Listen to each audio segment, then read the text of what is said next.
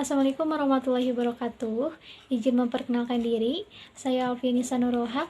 Saya berasal dari kelas 4 dengan nomor punggung mahasiswa 101202009. Saya di sini akan memenuhi tugas evaluasi akhir semester dari mata kuliah Komunikasi Bisnis yang dibimbing oleh Bapak Indra Jatiwibowo. Untuk penjelasan selanjutnya ada di slide selanjutnya. Bye-bye. Baik teman-teman, di sini materi yang akan saya bahas yang pertama ada dasar-dasar korespondensi bisnis dan penulisan resume, lamaran, serta wawancara.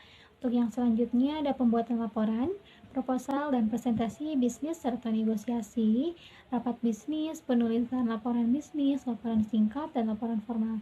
Lalu ada praktek memimpin rapat dan membuat surat resmi, lalu ada komunikasi dengan teknologi informasi, yang terakhir yang akan saya bahas yaitu penggunaan sosial media dalam komunikasi bisnis. Nah, yang pertama, saya di sini akan membahas materi terlebih dahulu tentang dasar-dasar korespondensi bisnis dan penulisan resume, lamaran, serta wawancara. Baik, nah di sini ada dasar-dasar korespondensi bisnis. Korespondensi bisnis ini merupakan salah satu bentuk komunikasi verbal yang digunakan untuk menyampaikan pesan-pesan bisnis maupun non-bisnis kepada pihak lain. Umumnya, korespondensi ini berkaitan dengan suatu proses penyampaian pesan dalam bentuk surat, memo, proposal, agenda, maupun bentuk laporan. Nah, teman-teman, di sini juga ada pengertian surat dan surat bisnis. Surat adalah sarana komunikasi yang digunakan untuk menyampaikan informasi tertulis oleh suatu pihak kepada pihak lain, baik berkaitan bisnis maupun non-bisnis. Sedangkan surat bisnis adalah surat yang digunakan orang atau organisasi yang berkaitannya dengan penyelenggaraan bisnis. Nah, teman-teman, yang selanjutnya di sini ada fungsi surat bisnis. Untuk yang pertama, fungsinya sebagai sarana komunikasi, yang kedua sebagai alat bukti tertulis, untuk yang ketiga sebagai alat menyampaikan suatu pesan, dan yang terakhir sebagai bukti teori. Nah, yang selanjutnya di sini juga ada pengelompokan surat. Yang pertama, berdasarkan wujudnya yaitu terdiri dari surat bersampul, kartu pos, warkas pos, telegram atau telex, memo, nota surat atau tanda bukti. Nah, yang kedua di sini ada pengelompokan surat menurut pemakaiannya, yaitu terdiri dari surat pribadi, surat dinas, surat bisnis atau surat sosial. Yang terakhir di sini ada pengelompokan surat menurut banyaknya jumlah sasaran yang dituju, yaitu terdiri dari surat biasa, surat edaran, surat pengumuman. Nah, lalu di sini ada penulisan surat lamaran kerja. Pendekatan idea digunakan dalam surat menulis lamaran kerja, yaitu pendekatan attention, interest, desire, and action. Nah, lalu di sini juga ada perorganisasian surat lamaran kerja. Untuk yang pertama, ada paragraf pembuka, terdiri dari rangkuman, nama, pertanyaan, lalu cuplikan berita. Untuk paragraf pertengahan yaitu ada pendidikan, pengalaman kerja, sikap minat, kualitas, dan aktivitas. Yang terakhir ada paragraf penutup. Lalu di sini juga ada resume. Resume secara umum merupakan ringkasan atau ikhtisar dalam ranah kerja. Resume adalah dokumen yang berisi ringkasan pengalaman, keahlian, pendidikan, dan pencapaian seseorang. Lalu di sini ada wawancara. Wawancara kerja merupakan salah satu cara yang sangat penting bagi suatu perusahaan dalam menyaring jumlah pelamar yang ada dan merupakan kesempatan emas yang tak mungkin terulangi lagi. Sehubungan dengan hal tersebut, maka harus benar-benar mempersiapkan diri sehingga dapat memberikan kesan yang baik dan membuat pewawancara atau interview yakin akan kemampuannya. Nah, lalu di sini saya akan membahas tentang pembuatan laporan, proposal, presentasi bisnis, serta negosiasi. Yang pertama ada pembuatan laporan. Membuat laporan adalah membuat hasil akhir dari suatu kegiatan atau penelitian berdasarkan data dan fakta yang telah diamati pada saat meneliti atau melakukan pengamatan. Lalu di sini ada proposal bisnis. Proposal bisnis atau proposal usaha adalah dokumen serta data tertulis yang dibuat oleh pemilik usaha yang berisi tentang gambaran mengenai seluruh aspek terkait dengan bisnis yang dijalankan. Aspek tersebut mencakup internal maupun eksternal dan realistis sesuai dengan fakta. Lalu di sini ada tujuan proposal bisnis. Untuk yang pertama, tujuannya untuk mengadakan acara seminar diskusi, pelatihan, dan sebagainya. Untuk yang kedua, untuk mengajukan kredit kepada bank, untuk mengajukan tender dan lembaga-lembaga pemerintah swasta, untuk mendirikan usaha kecil, menengah, atau besar. Yang terakhir, untuk melakukan penelitian yang berkenan dengan agama, politik, ekonomi, dan budaya. Nah, di sini juga ada negosiasi. Menurut Kamus Oxford, negosiasi adalah suatu cara untuk mencapai suatu kesepakatan melalui diskusi formal. Negosiasi merupakan suatu proses saat dua pihak mencapai perjanjian yang dapat memenuhi kepuasan semua pihak yang berkepentingan dengan elemen-elemen kerja sama dengan kompetisi. Apa saja sih macam-macam negosiasi? Nah, yang pertama ada negosiasi formal, yang kedua negosiasi informal, lalu negosiasi dengan pihak menengah, negosiasi tanpa pihak menengah, negosiasi kolaborasi, negosiasi dominasi, negosiasi akomodasi, yang terakhir ada negosiasi loss-loss.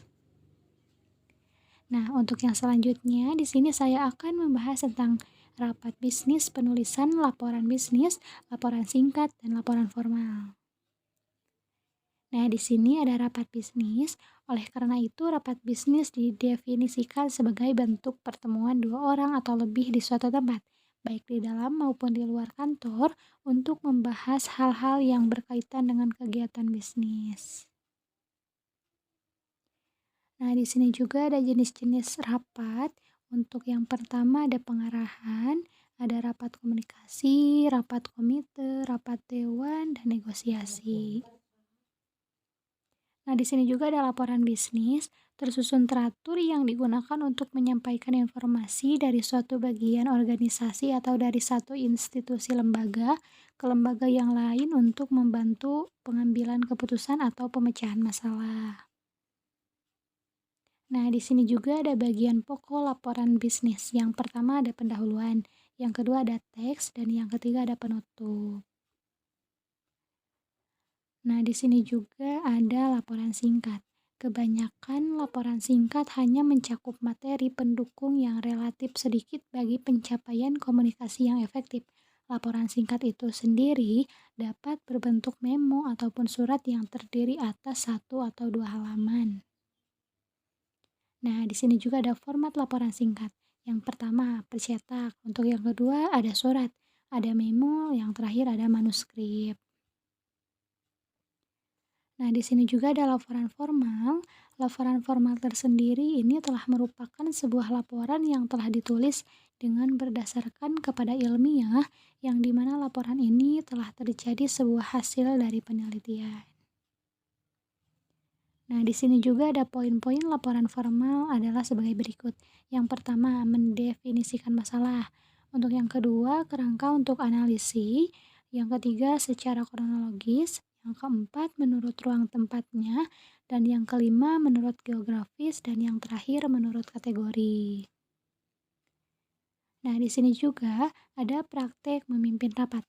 Efektivitas kegiatan rapat dilakukan oleh beberapa komponen, diantaranya persiapan panitia, kesiapan narasumber seperti materi, datang rapat tepat waktu, dan keaktifan peserta rapat bisnis itu. Nah, teman-teman, di sini juga ada contoh tempat duduk rapat. Untuk yang pertama ada contoh tempat duduknya letter U, yang kedua letter O, dan yang ketiga ada letter T. Nah, teman-teman, di sini juga ada surat resmi. Surat resmi adalah suatu surat yang diterbitkan oleh perorangan, organisasi, atau lembaga tertentu yang bersifat formal serta berkepentingan resmi. Surat resmi seperti sifatnya harus ditulis dengan bahasa yang formal dan baku. Nah, teman-teman, di sini juga ada ciri-ciri surat resmi. Ciri-ciri surat resmi ini terdapat kop surat atau kopla surat yang berisi nama dan alamat instansi atau lembaga, terdapat nomor surat dan lampiran, adanya salam pembuka dan salam penutup, menggunakan bahasa resmi, karena surat dinas merupakan surat resmi, terdapat stempel instansi atau lembaga pada surat. Nah, di sini juga saya akan membahas tentang komunikasi dengan teknologi informasi. Penggunaan teknologi informasi dalam komunikasi bisnis atau komunikasi bisnis lintas budaya tidak lagi menjadi pilihan, namun telah menjadi kebutuhan. Berbagai peralatan teknologi informasi dan komunikasi yang kita gunakan sehari-hari seperti microblogs hingga virtual worlds juga digunakan dalam dunia bisnis. Penggunaan teknologi informasi dalam komunikasi bisnis atau komunikasi bisnis lintas budaya ditujukan untuk memperbaiki atau meningkatkan proses komunikasi itu sendiri. Nah, teman-teman, di sini juga ada beberapa penggunaan teknologi informasi dalam komunikasi bisnis. Yang pertama yaitu ada otomasi kantor. Yang kedua ada berbagi informasi dengan karyawan.